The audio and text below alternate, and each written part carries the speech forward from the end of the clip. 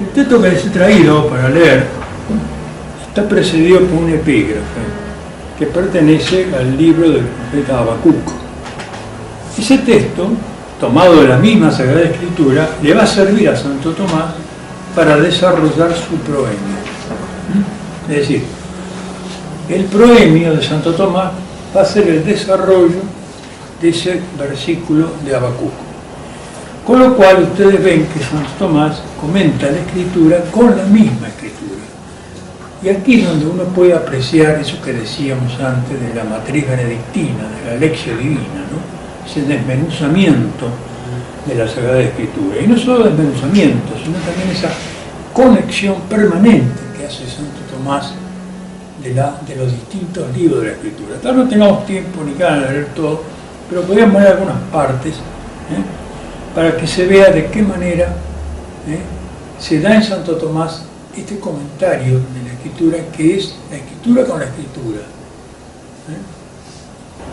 Bueno, comentario del libro del profeta Isaías, prólogo.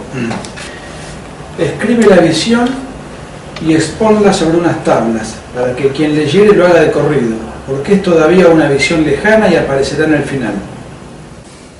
De estas palabras, 3 cosas pueden deducirse acerca del libro del profeta Isaías, que tenemos entre manos, a saber, el autor, el modo y la materia. Fíjense que notable, ¿no? Santo Tomás ahora en el prólogo establece cuál es el autor del libro, quién es el autor del libro, de qué modo se escribe el libro y de qué trata el libro. Y dice, ¿de dónde vamos a sacar esto? De la misma Escritura. El texto de Habacuc le va a servir a Tomás de guía para dilucidar estos 3 elementos exegéticos: autor, modo y materia. La Escritura se comenta con la Escritura, lección divina. Seguimos. Respecto del autor, a su vez, se han de establecer 3 cosas: el autor mismo, el ministro del autor y el oficio del ministro o su don. También fíjense de paso el orden, ¿no? A veces Santo Tomás en los comentarios hay que leerlo con un papel al lado y eso es todo sinóptico, divide, subdivide, ¿no? Pero no hay nada mejor que conocer al autor que leyéndolo, así que hagamos este esfuerzo de lectura. Primero va a tratar del autor. Con respecto al autor, va a establecer 3 cosas: quién es el autor, quién es el ministro y cuál es el oficio o don del autor. Seguimos. El autor se muestra en la orden que es dada al que habla, y es por eso que antes dice, Habacuc capítulo 2, versículo 2, me respondió el Señor y dijo, escribe la visión, etc. En efecto, el autor de la Sagrada Escritura es el Espíritu Santo. También más abajo, Isaías, ahora el Señor me envió, y en Pedro, pues ninguna profecía ha venido por voluntad humana, etc. El Espíritu, en efecto, habla los misterios, como se dice en Corintios. Bueno, fíjense una cosa, en este pequeño párrafo, fíjense la tremenda conexión en los libros de la Sagrada Escritura, ¿no? Notable, porque dice, ¿quién es el autor? Bueno, apela al texto del epígrafe, ¿no? Tomándolo desde su inicio. Dice, me respondió el Señor y dijo, escribe la visión. Entonces, ¿quién es el autor del libro de la Sagrada Escritura y de este libro de Isaías, por lo tanto? El Espíritu Santo. Y esto se confirma porque también más abajo, en el capítulo 48, versículo 15 del mismo Isaías, se dice, ahora el Señor me envió. Pero también cita la carta de Pedro, la segunda carta del apóstol Pedro. Ninguna profecía vino por voluntad humana. Y después remata con Corintios. En efecto, los misterios hablan, Dios habla, el Espíritu habla de los misterios.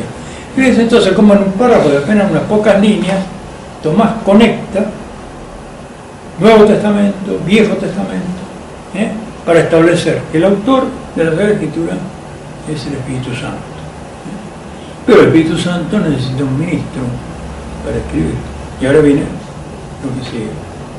El ministro se muestra en el acto del que escribe, pues dice, escribe. La lengua del profeta fue órgano del Espíritu Santo, como dice el Salmo 44, versículo 2. Fíjense la referencia al epígrafe, ¿no? Escribe. Sí, si el Espíritu Santo, que es el autor, le dice escribe, evidentemente hay un ministro. ¿Qué es un ministro? Un ministro es alguien que cumple orden de otro. Y dice, la lengua del profeta es órgano del Espíritu Santo, como dice el Salmo 44. Mi lengua es como ágil pluma de escribano. Fíjense la permanente conexión de los textos. Salta de Isaías, de Habacuc al Salmo, del Salmo al Nuevo Testamento. ¿Lo ven? Seguimos. Mi lengua es como ágil pluma de escribano. Eso dice el Salmo 44, versículo 2. Y en Corintios, Primera carta a los Corintios, capítulo 3, versículo 4 y 5. pero ¿quién es Apolo? ¿Quién Pablo?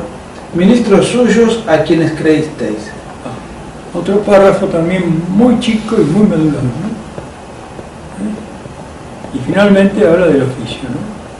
El oficio del ministro se muestra en el privilegio de la visión. Dice en efecto, la visión. Pues el que hoy es llamado profeta, antiguamente se llamaba vidente, como se dice en Samuel, El libro 1 de Samuel, capítulo 9, 9. Y en Números 12:6. Si hubiera entre vosotros un profeta del Señor, me apareceré a él en visión o le hablaré en sueños. El autor, por tanto, resulta vidente. Es el Espíritu Santo que se vale de un profeta, ministro, que tiene como oficio, como don, ver la visión. El profeta es alguien que ve, que tiene visión. Todo eso, ¿de dónde lo deduce Santo Tomás? Del texto del epígrafe, al que conecta sucesivamente con distintos textos de la Escritura. Fíjense ustedes, es notable esto, ¿no? No hay otro exegeta bíblico que tenga esta visión orgánica y pormenorizada de la Sagrada Escritura. Aquí donde evidentemente se ve ese hábito de la lección divina que tenía. Bueno, después habla del modo, habla de la materia.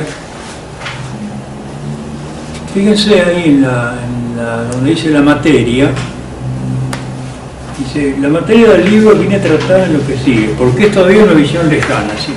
Vuelve a apelar al texto de Habacuc. ¿Y qué es la visión lejana? Porque la materia de este libro es principalmente la aparición del Hijo de Dios. Por eso se lee en la iglesia en el tiempo del Adviento, es cierto, Isaías se lee en el Adviento, porque en otro lugar San Tomás va a decir que la profecía de Isaías es casi como un evangelio. Da referencias tan concretas de que es Jesucristo, ¿no? El varón de dolores, triturado por nuestras culpas, le quebraron las piernas pero no los huesos, etcétera, etcétera. Pero una visión que todavía está lejana. Y la materia del libro es Cristo, ¿no? Muy interesante. Y ahora sí, para terminar, en la página final, vamos a leer algunas de las colaciones. Que se acuerdan que habíamos visto en la diapositiva. Bueno, yo traje acá dos colaciones. Una que está tomada del capítulo 46 de Isaías, versículo 1. Bel se desploma, Nebo se derrumba, sus ídolos van sobre animales y bestias de carga, llevados como fardos sobre un animal desfallecido. Bueno, cuando llega a este versículo, Santo Tomás hace el comentario correspondiente, ¿no? Que más que un comentario es una especie de exposición ad literam, bien hecho divino, es decir, palabra por palabra, prácticamente frase por frase, palabra por palabra. Pero ahí hace una de las flechitas y pone una de las colaciones, que es esta nota. Dice, el pecado agobia. El pecado agobia. Por la preocupación en pensar mal. Proverbios. Este versículo le suscita este pensamiento espiritual a Tomás, que no es un comentario, es un pensamiento espiritual, una colatio. La colatio es algo así como una especie de nota al margen, un pensamiento también. La palabra latina colatio puede tener también la connotación de pensamiento. Entonces dice, el pecado agobia. Es decir, este texto del versículo 1, capítulo 46, Bel se desploma, Nebo se derrumba, los idos y bestias de cargas, donde vas como fardos, etc. Todo este texto, todo el espíritu del texto de Isaías lo lleva a Tomás a pensar en el pecado. Vincula esto con el pecado, y el pecado es obvio, porque preocupación en pensar por el mal, y ahí sí está Proverbios. No duermen si no obran el mal, se les quita el sueño si no han hecho caer a alguno. Cualquier connotación con la política actual corre por la imaginación. B. Por el trabajo en realizarlo. Sabiduría 5.7. Estamos fatigados de andar por caminos de iniquidad. C. Por la confusión al repensarlo. Romanos 6.21. ¿Qué frutos cosechasteis entonces de aquellas cosas que al presente os avergüenzan? D. Por la frustración de la esperanza. Proverbios 10.28. La espera de los justos es alegría. La esperanza de los malos y fracasará. Claro, entonces, este es un pensamiento espiritual que Santo Tomás escribe en esas notas marginales que vimos, que seguramente le servirían a él como apunte para su predicación. Santo Tomás predicaba, además de enseñar, de escribir los domingos, predicaba a la gente común, a los vecinos de París en ese momento, o de Colonia, estaba en Colonia. Cuando escribe este texto está en Colonia. Volved al corazón. A. Como al sollo del juicio para examinarte. Claro, perdón. El versículo 8 dice, recordá esto, volver predicadores al corazón, ¿no? Ese versículo es objeto de comentario literario.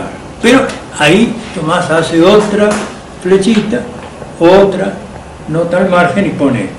Volver al corazón. ¿Qué significa? A. Como al solio del juicio para examinarte. Salmo 76.7. De noche lo pienso en mis adentros y meditándolo me pregunto. B. Como al principio de la vida, para que la custodies.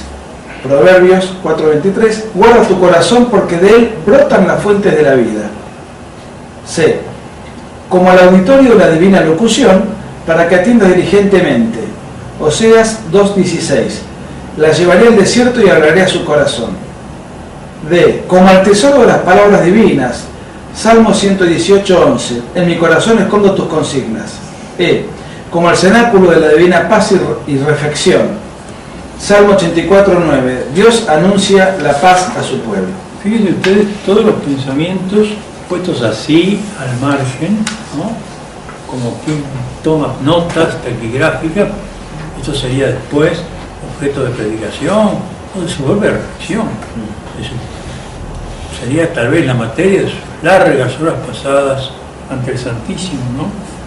Fíjense cómo esta sola palabra, volver al corazón, fíjense, son dos palabritas de la Escritura, a él le suscita todas estas conexiones de la misma Sagrada Escritura, porque hay referencia al Salmo, hay referencia a Proverbios, referencias a Oseas, otra vez al Salmo, otra vez al Salmo. Este método, esta lectura reflexiva, meditada y después contemplada, es lo que responde en Santo Tomás, sin duda, a esa matriz benedictina que logró formarse en sus años de oblato, de monje. Hemos visto entonces al joven monje, hemos visto al joven fraile, y si Dios quiere, ahora, próximo encuentro, veremos al gran profesor. En 1252, Tomás, a pesar de ser muy joven y no tener todavía la edad reglamentaria, por sugerencia de su propio maestro, Alberto Magno, es enviado a París como profesor. Y ahí comienza a encenderse esa gran lumbrera del siglo XIII, que fue Tomás de Aquino en París, y después en otras universidades de Europa. Pero eso lo veremos en el siguiente video. Bueno, muchas gracias.